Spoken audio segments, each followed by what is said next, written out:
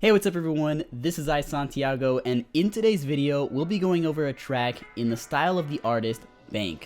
Today's video is a subscriber request, so if you want to see another artist in a future video, make sure to subscribe and comment down below another artist you'd want me to recreate. So, Baynk is a chill house slash pop producer. Some of his songs are either leaning towards more pop or leaning towards more house, but I really like how he introduces the use of really particular synthesizers and rhythms and melodies that really makes him stand out in this sea of house and pop producers today. Baynk is known for his songs like Go With You, Settle, Water, all really great chill house tracks, and in today we'll be taking inspiration from those songs to make a track and show you guys how the thought process, at least as what goes on in my head, when I try to recreate music like Baynk. So with that being said, let me go ahead and show you a preview of today's track.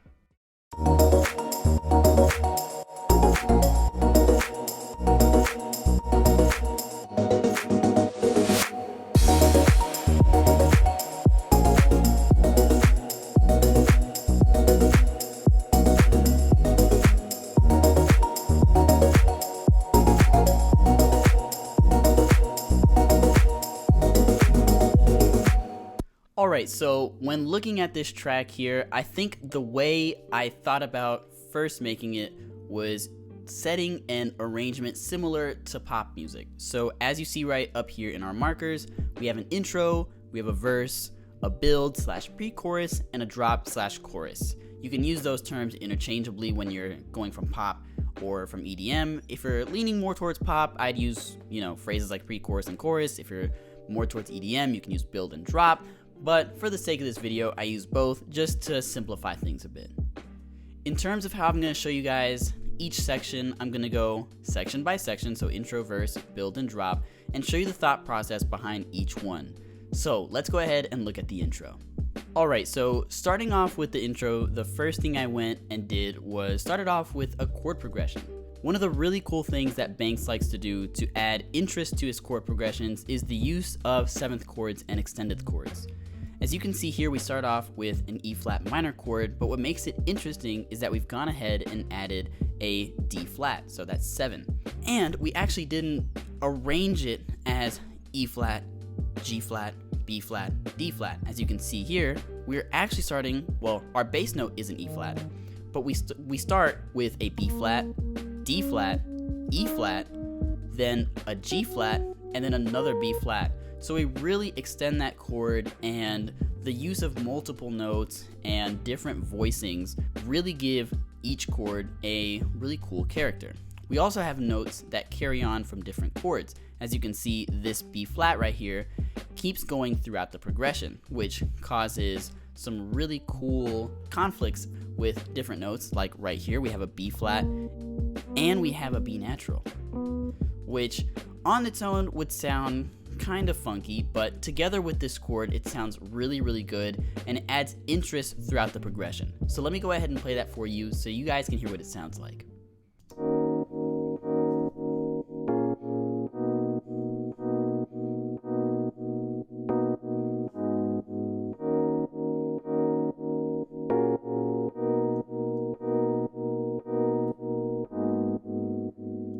Alright, so the next thing I went ahead and added was actually an Apple loop. Now, believe it or not, I actually started out with these chords, and this Apple loop just happened to be in the same key. What makes it really, really cool is that it is an acoustic instrument, so it's a guitar. And we've gone ahead and, of course, done some processing. I'll get to the processing of all these instruments after showing them to you, but we went ahead and added this guitar, and I added a single band EQ and actually did a low cut, so it sounds really thin at first on the intro, and through the 8 bars, that fullness starts to come back, leading us into the verse. The next thing I added was the kick. This is the kick we're going to be using throughout the entire track, and similar to that guitar, we added another low cut. So it starts off really, really thin and then leads us into that verse. And lastly, the last thing I added were these claps. These are the claps we're going to be using throughout the entire track as well. They're both from Kashmir's sample pack, I believe it's the third Sound of Cashmere, there are 2 pre-shifted claps. And I really like the pre-shifted claps because they're not too clicky like most EDM claps, but they kind of add like a whoosh going into each clap. So let me go ahead and play that so you guys know what I'm talking about.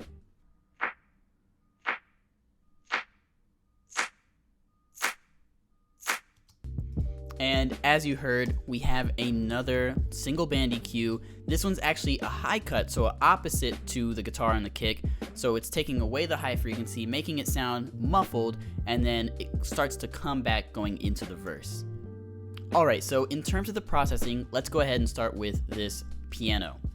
It is a stock E-piano from Logic, and the first thing we went ahead and added was this tube EQ. If you've seen a lot of my videos, you know that this is one of my favorite vintage EQs to use. It is stock to Logic, and it is an emulation of the Pultec EQ-P1A. I went ahead and did a low boost and low attenuation, and one of the really cool things about this plugin and the EQ-P1A in general is that when you do a low boost and a low attenuation, it cuts the frequency right before of the one you're boosting. So it makes kind of a dip before it dips and then boosts, which accentuates the frequencies that you boost. And I did this to give the E-piano some more body. The next thing I went ahead and did was at a high boost at around 5,000 kilohertz. Sorry, 5 kilohertz, 5,000 hertz. And I increased the drive to 5.2 and changed the output model to smooth.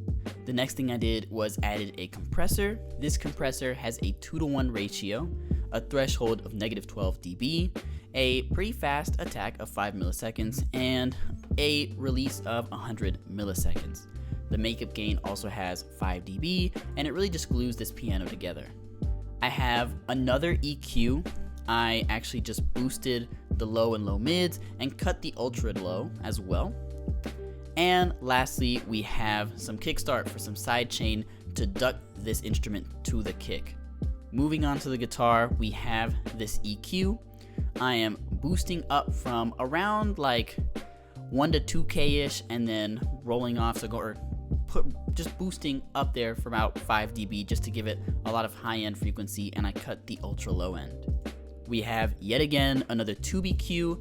I'm actually using the electric guitar preset, which boost the lows, boost the high again at near 5 kilohertz, 4.8, and has the drive to silky and put all the way up to 5.9. Lastly, we have that single band EQ, which I automated so that it would cut the lows, keep the highs, make it really thin, and then bring everything back together going into the verse. The kick has everything cut off just to make it sound, less clicky. This sample that I used was pretty clicky at first, and I cut the highs to make it sound more mellow and less in your face, if that makes sense. I also have that single band EQ with the low cut to make it sound thin at first and then bring it back going into the verse.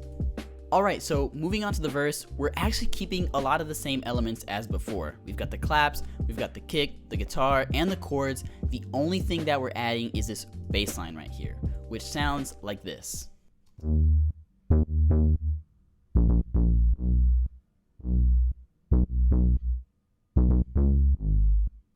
So this is a bass from Serum, and I really liked how it sounded straight from Serum. I didn't really do much in terms of processing. The only thing I went ahead and added was this kickstart. I'm using the quick chain, and the mix is at 100%.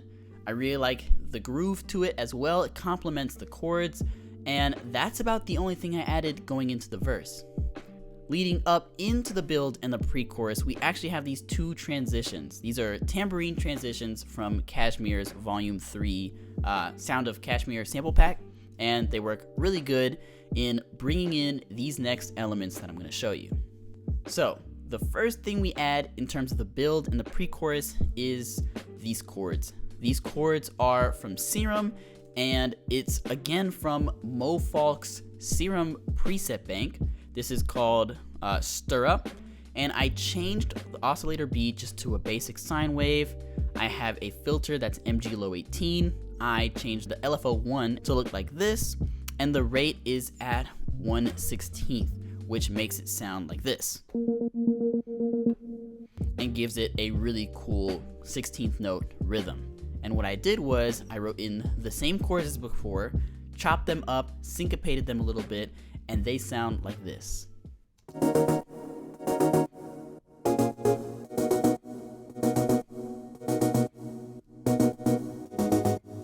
These chords sound really cool, but there's something I want to really accentuate in the drop. So what I added to this was a single band EQ with a high cut.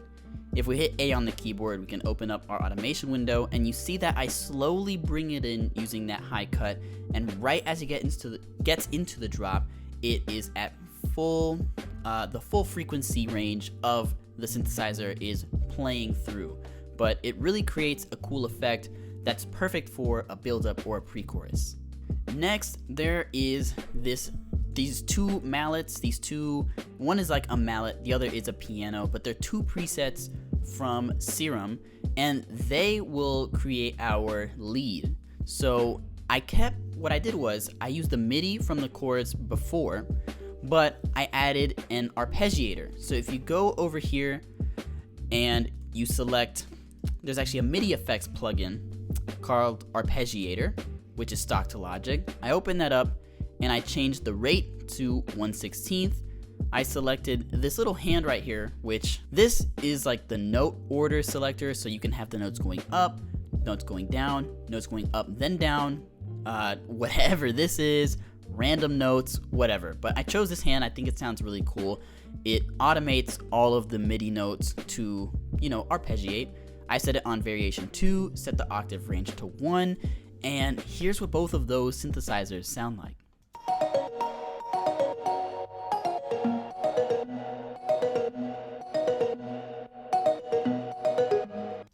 And so the really cool thing about the arpeggiator is it looks at the MIDI notes that you have in the MIDI window, and it arpeggiates each chord according to the MIDI notes that are in them. So instead of playing each note at once, it goes through and it'll just make a really cool melody. And this is great if you're having trouble, coming up with your own melodies.